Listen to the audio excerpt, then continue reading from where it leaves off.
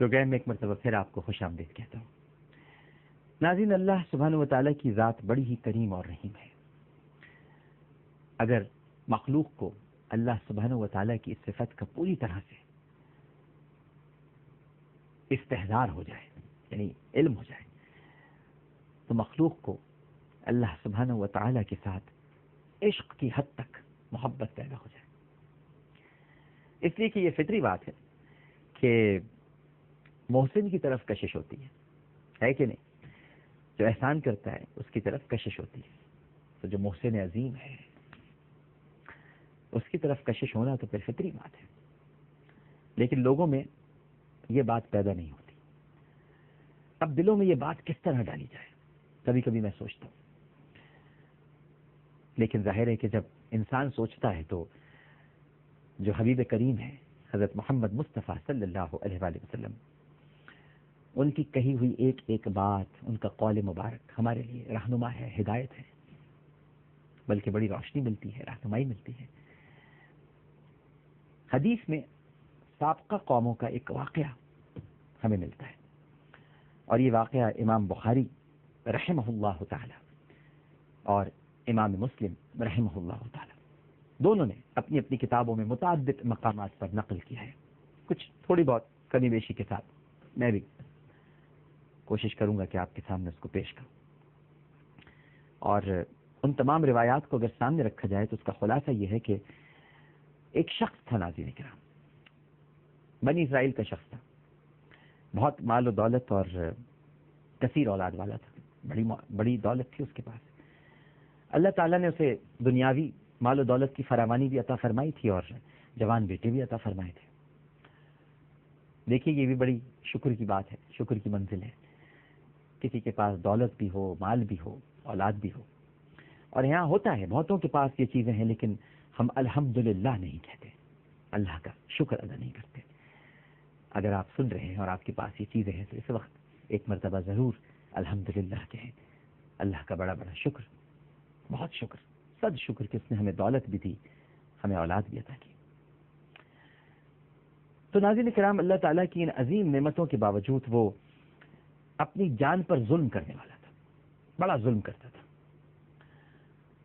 قل یا عبادی الذین اسرفوا علی انفسہم لا تقنطوا من رحمت اللہ۔ اسرفو کہتے جان پر ظلم کرنے والا، اسراف سے نکلا ہے، زیادتی کرنے والا۔ تو اپنی جانوں پر ظلم کرنے والا تھا اور نیکی سے دور بھاگنے والا تھا۔ ساری عمر اس کے گناہوں میں، معاصی کے ارتکاب میں اور یعنی بڑے اور کبائر گناہوں میں مبتلا رہتے ہوئے گزری، یعنی اس نے کوئی نیکی کا کام نہیں کیا تھا۔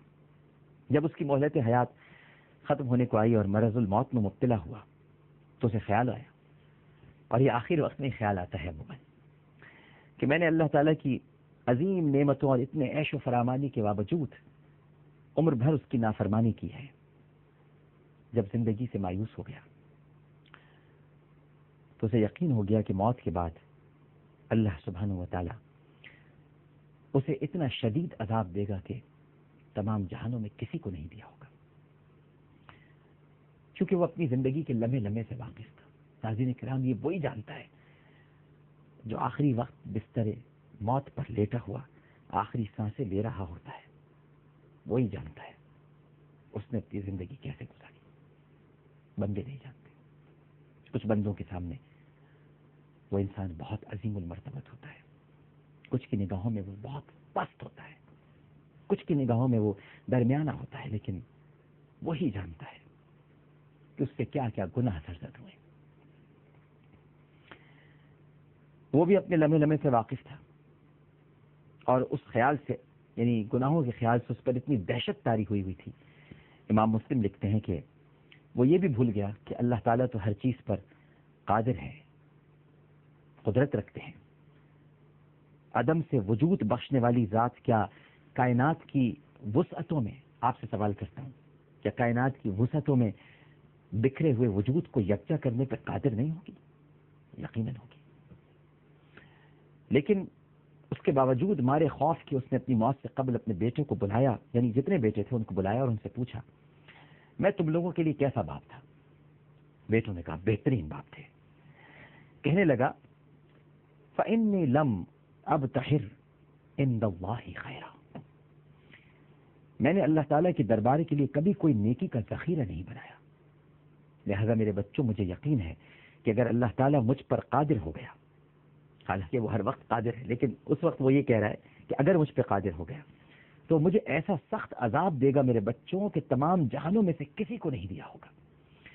اس لیے میری موت کے بعد تم میری لاش کو جلا دینا اور پھر میری راکھ کو 2 حصوں میں تقسیم کر دینا، آدھی روئے زمین کی خشکی پر اڑا کر بکھیر دینا اور آدھی سمندر کی اتھاہ گہرائیوں میں پھینک دینا، اس کی نظر کر دینا. یہ وہ باپ اپنے بچوں سے کہہ رہا ہے. اگر تم ایسا نہیں کرو گے اور اگر مجھ سے اس کا وعدہ نہیں کرتے تو پھر میں تمہاری میراث غیروں میں تقسیم کر دوں گا. اب یہاں تھوڑا لالچ بھی دیا بچوں. بیٹوں نے بہرحال باپ کی موت کے بعد اس کی وصیت پر عمل کیا اور اس کی لاش کو آگ لگا کر آدھی راکھ خشکی میں اور آدھی راکھ پانی میں بہا دی. اللہ تعالیٰ نے خشکی کو حکم دیا کہ اس کی راکھ پورے روئے زمین میں جہاں بھی ہے، جہاں بھی بکھری ہوئی ہے، اڑا دی گئی ہے، پھینک دی گئی ہے، اس کو اکٹھی کر دے. اور وہ تو کن فیکون کی منزل پر ہے، وہ تو بس کہتا ہے اور ہو جاتا ہے.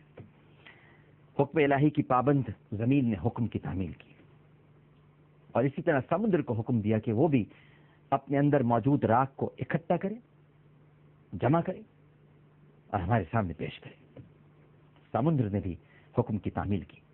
جب اس کی تمام راکھ اکٹھی ہو گئی تو اللہ تعالیٰ نے اس کو زندہ کر دیا اور اس سے اس عجیب و غریب وصیت کا سبب دریافت کیا. اس کا مطلب یہ نہیں ہے کہ پروردگار کو معلوم نہیں ہے، وہ سب جانتا ہے، لیکن وہ سننا چاہتا ہے اپنے بندے سے. دریافت کیا. اس نے کہا کہ اے میرے رب، آپ اس بات کی حقیقت سے بخوبی واقف ہیں کہ یہ وصیت میں نے آپ کے ڈر اور خوف سے کی تھی. اللہ تعالیٰ نے ناظرین کرام جب اس کے یہ جملے سنے کہ اے اللہ تو جانتا ہے میں نے یہ وصیت تیرے ڈر اور خوف کی وجہ سے کی تھی، تو اللہ تعالیٰ نے اس خوف کی وجہ سے اس کی مغفرت فرما دی. ظاہر ہے ناظرین کرام کہ اس کی وصیت سخت گناہ والی بات تھی، کیونکہ جس طرح ایک زندہ انسان کی حرمت ہوتی ہے، اسی طرح شریعت نے مردہ نعمتوں کے ساتھ بھی احترام کا معاملہ کرنے کا حکم دیا ہے. اور کسی شخص کو یہ جائز نہیں ہے کہ کسی مردہ لاش کی بے حرمتی کرے، حتیٰ کہ خود اپنی لاش کے لیے بھی ایسی وصیت، بلکہ میں تو اسے گناہ ہی کہوں گا، حرام ہے. اور یہ وصیت ایک سنگین ترین گناہ کے مترادف تھی. وہ گناہ الگ جو اس نے زندگی میں کی ہے، لیکن یہ وصیت بھی گناہ تھی. لیکن اس کے باوجود، اور ہاں وہ یہ بھی جانتا تھا کہ اللہ تعالیٰ کے سامنے وہ کچھ بھی نہیں ہے، لیکن پھر بھی وہ یہ جملہ اس نے ادا کیا تھا کہ اللہ تعالیٰ اسے شاید دوبارہ زندہ کر دینے اور عذاب دینے پر قادر نہیں ہوگا. یہ بھی ایک سنگین ترین گناہ ہے. لیکن اس کے باوجود پروردگار نے اس کی وصیت کے پیچھے جو خوف تھا، اس خوف کو اللہ سبحانہ و تعالیٰ نے اتنا پیار کیا، یعنی عذاب الہی کے ڈر اور اس کی پکڑ سے جو ڈر تھا، اللہ تعالیٰ کو اس پر اتنا پیار آیا کہ اللہ سبحانہ و تعالیٰ نے اس عمل پر اس کی مغفرت فرمائی. آج کا پروگرام یہیں پر اختتام پذیر کرتے ہیں. انشاءاللہ کل پھر ایک اور نئی حکایت کے ساتھ، کچھ نئی باتوں کے ساتھ حاضر خدمت ہوں گا. پروگرام کے دوران اگر مجھ سے کوئی غلطی ہو گئی ہو یا میری کوئی بات آپ کو بری لگی ہو تو آپ سے معافی کی درخواست کرتا ہوں. اسی طرح اپنے رب کے حضور بھی معافی کا خواستگار ہوں. عامر لیاقت حسین کو اجازت دیجیے. اللہ حافظ.